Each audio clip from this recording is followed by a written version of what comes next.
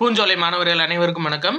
இன்னைக்கு 22 August 2025 வெள்ளிக்கிழமைக்குரிய news paper plus அடுத்த 2 நாள்ப்பா சரியா 23 ஆகஸ்ட் 2 நாள் நியூஸ் பேப்பர் வந்து பார்க்க போகிறோம்.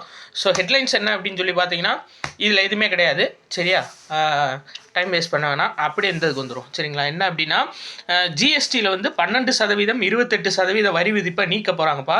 ஸோ 5 ஸ்லாப் எப்படி ஃபிக்ஸ் பண்ண போகிறாங்கன்னா 5%, 18%, இந்த 2 ஸ்லாப் தான் இனிமேல் ஜிஎஸ்டியில் இருக்கும். அதுக்கு வந்து ஒப்புதலும் கொடுத்துட்டாங்க சரிங்களா. ஜிஎஸ்டி கவுன்சில் ஒப்புதல் கொடுத்துட்டாங்கப்பா. இதில் இன்னொரு ட்விஸ்ட் வச்சுருக்காங்க. என்ன அப்படின்னா ஒரு சில 7 பொருட்களுக்கு மட்டும் 40% வரி விதிக்கணும் அப்படின்னு சொல்லியிருக்காங்க. அது என்னென்ன அப்படின்னா புகையிலை, குட்கா மற்றும் பான் மசாலா சரியாப்பா. இது சார்ந்து வரக்கூடிய ஒரு 7 பொருட்களுக்கு 40% ஜிஎஸ்டி வரி விதிக்க போகிறாங்க சரியா. இனிமேல் ஸ்லாபு 5%, 18% தான் இருக்க போது. ஒரு 7 பொருட்கள் குட்கா, பான் மசாலா பொருட்களுக்கு மட்டும் மொத்தம் 40% வரி விதிக்க போகிறாங்க சரியா. அதே மாதிரி நகர்ப்புற அரசு உதவி பெறும் பள்ளிகளுக்கும் காலை உணவு திட்டம் விரிவுபடுத்தப்பட்டிருக்குப்பா சரியா. அதாவது நகர்ப்புற அரசு உதவி பெறும் பள்ளிகள் சரியா, ஞாபகம் வச்சுக்கோங்கப்பா. நகர்ப்புற அரசு பள்ளிகளுக்கு மட்டும் இருந்துச்சு, கிராமப்புற அரசு மற்றும் அரசு உதவி பெறும் பள்ளிகள் இருந்துச்சு. இப்போ நகர்ப்புற அரசு உதவி பெறும் பள்ளிகளுக்கும் கூடுதலாக எக்ஸ்டெண்ட் பண்ணியிருக்காங்க காலை உணவு திட்டத்தை. இந்த காலை உணவு திட்டம் துவங்கப்பட்டது எப்போ அப்படின்னா 2022 செப்டம்பர் 15 சரியாப்பா. மதுரையில் துவங்கப்பட்டுச்சு இந்த காலை உணவு திட்டம் சரியா. ரைட் ஓகேப்பா. இதனால மாணவர்களோட வருகையும் அதிகமாக இருக்குன்னு சொல்லியிருக்காங்க. சரி right okay. Exam point of வியூவில் நம்ம பார்த்தோம் அப்படின்னா அதாவது தமிழ் இலக்கிய திறனறி தேர்வு அப்படின்னு சொல்லிட்டு ஒரு தேர்வு நடத்துகிறாங்க. என்னன்னா தமிழ் இலக்கிய திறனை மேம்படுத்தி கொள்வதற்காகவும் உதவித்தொகை பெறுவதற்காகவும் +1 மாணவர்களுக்கு நடத்தப்படக்கூடியது சரியாப்பா. தமிழ் இலக்கிய திறனறி தேர்வு எதுக்காக அப்படின்னா உதவித்தொகை பெறுறதுக்காகவும் தமிழை வந்து இலக்கிய திறனை மேம்படுத்துறதுக்காகவும் எந்த மாணவர்களுக்குன்னா +1 மாணவர்களுக்குப்பா. ரொம்ப ரொம்ப முக்கியம் சரியா. இவங்களுக்கு எவ்வளவு உதவித்தொகை கொடுப்பாங்க அப்படின்னா அதாவது 1500 மாணவர்கள் தேர்ந்தெடுக்கப்படுவாங்க சரியாப்பா. ஒவ்வொரு வருடமும் 1500 மாணவர்கள் தேர்ந்தெடுக்கப்பட்டு உதவித்தொகை பெறுவாங்க. இதில் 50% மாணவர்கள் அரசு பள்ளிகளிலும் மீதமுள்ள 50% மாணவர்கள் அரசு உதவி பெறும் பள்ளிகளில் இருந்தும் தேர்ந்தெடுக்கப்படுவாங்க. இதுக்கான வெப்சைட்டு www.dg.tn.gov.in அப்படின்ற வெப்சைட்டில் போய் இதுக்கு விண்ணப்பிக்கலாம் அப்படின்னு சொல்லியிருக்காங்கப்பா. ஸோ எந்த கிளாஸஸ்ன்னு வேணால் கேட்பாங்க, அதுதான் முக்கியமானது சரியா. அடுத்தது பாருங்கள், நம்ம எக்ஸாம் பாயிண்ட் ஆஃப் வியூவில் தேவையில்லை, ஆனால் நம்ம அன்றைக்கி பார்த்ததுக்கான ரிஃப்ளெக்ஷன் இதுதான். என்னென்னா இந்த உடனடியாக வந்து எந்த மசோதா நிறைவேற்றாமல் ஆளுநர் வச்சுருக்காரோ அந்த மசோதா வந்து ஆட்டோமேட்டிக்காக நிறைவேற்றப்படும் சொல்லி உச்சநீதிமன்றம் சொன்னாங்கல்ல. அதுக்கு எதிராக வந்து குடியரசுத் தலைவர் ஒரு 14 கேள்விகளை வச்சுருந்தாங்க. அதுக்கு 5 நீதிபதிகள் கொண்ட அமர்வு விசாரிச்சிருக்காங்கப்பா சரிங்களா, நம்ம தலைமை நீதிபதி உட்பட. இதில் இவங்க என்ன சொல்லியிருக்காங்க அப்படின்னா எப்பயுமே மக்களால் தேர்ந்தெடுக்கப்பட்ட அரசுக்கு தான் பவர் அதிகம்.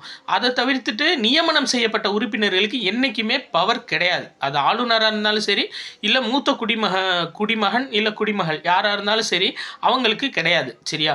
அதனால் அதாவது ஒரு மசோதா நிறைவேற்றி அதை வந்து அதாவது ஆளுநரோ இல்லை குடியரசுத் தலைவரோ நிப்பாட்டி வச்சிருக்கும் போது அதை நாங்கள் வேடிக்கை பார்த்துக்கிட்டு இருக்க முடியுமான்னு சொல்லி ரொம்ப காட்டமாக கேள்வி கேட்டிருக்காங்க சரியா. இதில் நம்ம எக்ஸாம் பாயிண்ட் ஆஃப் வியூவில் பார்க்க வேண்டியது என்னென்னா தற்போது அரசோட தலைமை வழக்கறிஞர் யாருன்னா துஷார் மேத்தா சரியாப்பா.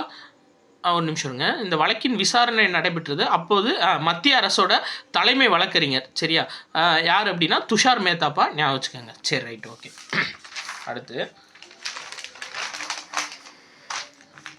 இணையவழி ஒழுங்காற்று முறை மசோதா மாநிலங்களவையிலையும் நிறைவேறி இருக்குப்பா. என்ன அப்படின்னா இந்த ரம்மி இந்த மாதிரி சூதாட்டம்லாம் விளாட்றாங்களப்பா, லாட்ரி இதெல்லாம் ஆன்லைனில் விளாட்றாங்கல்ல, அதை வந்து தடை செய்கிறதுக்கான மசோதா. இணையவழி விளையாட்டை இனிமேல் நடத்தினா அவங்களுக்கு 3 ஆண்டுகள் சிறையும் 1 கோடி ரூபாய் அபராதமும் விதிக்க போகிறாங்க.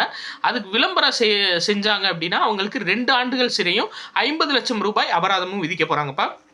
ஸோ இது முக்கியம். இணையவழி விளையாட்டை நடத்தினா 3 வருடம் இல்லாட்டி 1 கோடி ரூபாய் அபராதம், அப்படி இல்லை அப்படின்னா 2 ஆண்டுகள் சிறை இல்லை 50 லட்சம் ரூபாய் அபராதம் விளம்பரம் செஞ்சா சரியா. ரைட்டு ஓகேப்பா. இதுதான்.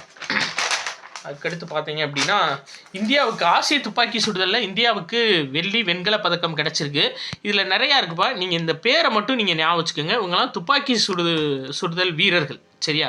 இவங்க பேரை மட்டும் ஞாபகம் வச்சுக்கோங்க. பாஸ் பண்ணி கூட நீங்கள் எழுதிக்கோங்க சரிங்களா. சிமான்சு தலான், அபினவ் ஷா, நரேன் பிரணவ், அர்ஜுன், ருத்ரான்ஸ், கிரண் சரியா. அவங்க எல்லாம் துப்பாக்கி சுடும் வீரர்கள். அதே மாதிரி அண்டர் 20 உலக மல்யுத்தம் போட்டி நடந்திருக்குப்பா. இதில் வந்து பார்த்தீங்க அப்படின்னா காஜல், தபாஷியா இவங்க 2 பேர்த்துக்கும் தங்கம் வந்து வென்றிருக்காங்க. சரிங்களா? U20 அண்டர் 20 மல்யுத்த சாம்பியன்ஷிப் போட்டி நடைபெற்றிருக்கு. ஸோ இதில் காஜல், தபாஷியா இவங்க 2 பேரும் தங்கப்பதக்கம் வென்றிருக்காங்க. ஸோ காஜல், தபாஷியா எந்த விளையாட்டுடன் தொடர்புடையவங்க அப்படின்னு சொல்லி கேட்பாங்கப்பா. அதே மாதிரி மகளிர் ஆசிய கோப்பை போட்டி நடக்க போகுது. சரிங்களா? எங்கன்னா சீனாவோட ஹாங்ஷோ அப்படின்ற நகரில். சரியா? சீனாவோட ஹாங்ஷோ நகரில் மகளிர் ஆசிய கோப்பை ஹாக்கி போட்டி நடக்க போகுது. இதில் இந்தியாவோட கேப்டன் யார் அப்படின்னா சலிமா டெட்டுப்பா. சரியா? அவங்க ஞாபகம் வச்சுக்கோங்க, சலிமா டெட். அதாவது ஹாக்கி மகளிர் அணியோட கேப்டன் பேர் ஷலிமா டெட்டு. சரியா? இதுவே கிரிக்கெட்டுக்கு வந்து நம்ம பார்த்தோம், ஹர்மன் பிரீத் கவுர் ஏற்கனவே பார்த்தோம். ஸோ அவங்களையும் நீங்கள் ஞாபகம் வச்சுக்கோங்க. சரி, அதே மாதிரி கலப்பு இரட்டையர் பிரிவுப்பா. ஸோ இந்த நியூஸ் ஸ்போர்ட்ஸ் நியூஸ் நிறையா இருக்குது. சரிங்களா? US ஓப்பன் டென்னிஸ் போட்டியில் கலப்பு இரட்டையர் பிரிவு நடைபெற்றிருக்கு. இதில் இத்தாலியை சேர்ந்த சாரா எர்ரனி, ஆண்ட்ரியா இவங்க 2 பேரும் ஜெயிச்சிருக்காங்க. சரியாப்பா? சாரா எர்ரனி, ஆண்ட்ரியா இவங்க 2 பேரும் ஜெயிச்சிருக்காங்க. எதில் அப்படின்னா US ஓப்பன். ஸோ அந்த வருஷத்தில் நடக்கக்கூடிய கடைசி கிராண்ட் ஸ்லாம் போட்டி US ஓப்பன் தான். சரியா? Right, okay. வேறு அடுத்து 23 நியூஸ் பேப்பர்ப்பா. இதில் நியூஸ் கம்மி தான். 23 ரொம்ப ரொம்ப கம்மி நியூஸு. இதில் எக்ஸாம் பாயிண்ட் ஆஃப் வியூவில் அப்படின்னு பார்த்தீங்கன்னா எதுவுமே இல்லை 23ஆம் தேதி நியூஸ் பேப்பரில். சரிங்களாப்பா? இதுவுமே இந்த தான் அந்த பதவி பறிப்பு மசோதா 130வது சட்ட திருத்த மசோதா. இது நம்ம ஏற்கனவே பார்த்துட்டோம், இருந்தாலும் இன்னொரு தடவை சொல்கிறேன். அதாவது 5 வருஷத்துக்கு மேலே காவலில் வைக்கக்கூடிய புகாரில் இருந்தாங்க அப்படின்னா அவங்க வந்து 30 நாட்கள் தொடர்ச்சியாக ஜெயிலில் இருந்துட்டு 31வது நாள் இருந்தாங்க அப்படின்னா அந்த முதல்வராக இருந்தாலும் சரி, பிரதமராக இருந்தாலும் சரி, அமைச்சராக இருந்தாலும் சரி, அவங்க வந்து பதவி நீக்கம் செய்கிறதுக்கான அரசியல் திருத்த மசோதா 130வது திருத்த மசோதா. சரியாப்பா? இந்த 130 அடிக்கடி வந்துட்டே இருக்கு, 130வது திருத்த மசோதான்னு சொல்லிட்டு. சரியா? அதனால் இதை நீங்கள் ஞாபகம் வச்சுக்கோங்க. அதாவது 5 ஆண்டுகள் குற்ற வழக்குகளில் தண்டனை வழங்கக்கூடிய புகாரில் தீர்ப்பு கொடுக்கப்பட்டு 30 நாள் தொடர்ச்சியாக ஜெயிலில் இருந்து அதாவது ஜாமீன் கூட கொடுக்காம 30 நாள் தொடர்ச்சியாக ஜெயிலில் இருந்து 31வது நாள் அவங்க தொடர முடியாது அவங்களோட பதவியை. அவங்க வந்து பதவி நீக்கம் செய்யப்படக்கூடியவர்கள். சரி, ஓகேப்பா.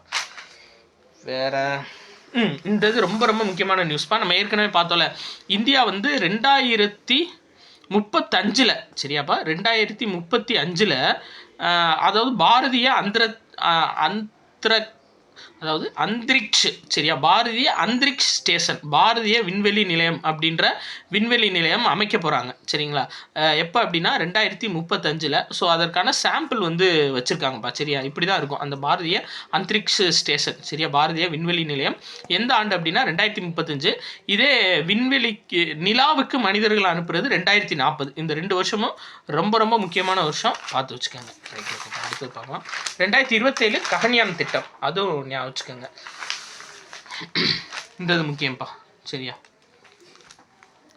என்ன அப்படின்னா ஆசிய துப்பாக்கி சுடும் சாம்பியன்ஷிப் போட்டியில் இந்திய வீராங்கனை இளவேனில் வாளறிவன் தங்கப்பதக்கம் வென்றிருக்காங்கப்பா. சரிங்களா? தமிழ்நாட்டை சேர்ந்தவங்கன்றதுனால ரொம்ப ரொம்ப முக்கியம். இளவேனில் வாளறிவன் எந்த விளையாட்டுடன் தொடர்புடையவங்க அப்படின்னா துப்பாக்கி சுடுதல் விளையாட்டுடன் தொடர்புடையவங்க. சரியா? அதே மாதிரி அதே துப்பாக்கி சுடுதலில் ஷாம்பாவி, ஹிருத்யா, இஷா அனில், சரியா? இவங்களும் துப்பாக்கி சுடுதல் வீராங்கனை தான். இவங்க பேரையும் நீங்கள் ஞாபகம் வச்சுக்கோங்க. சரி, இந்த இது முக்கியம். என்ன அப்படின்னு சொல்லி பார்த்தீங்கன்னா அதாவது ஐநா இராணுவ பெண் அதிகாரிகளுக்கான பயிற்சி முகாம், இந்த பயிற்சி தொடக்க விழா எங்கே நடைபெறுது அப்படின்னா டெல்லியில். சரியாப்பா? அதாவது டெல்லியில் ஐநா இராணுவ பெண் அதிகாரிகளுக்கான 2 வார பயிற்சி. சரியா? 15 நாடுகளை சேர்ந்த பெண் அதிகாரிகள் வந்து இதில் கலந்துக்கிறாங்கப்பா. ஸோ இது ரொம்ப முக்கியம். எந்த நாட்டில் நடக்குதுன்னு கூட கேட்கலாம். இந்தியா. சரி, ரைட், ஓகேப்பா. இன்னைக்கு நியூஸ் 2 நாள் நியூஸ் வந்து அவ்வளோதான்.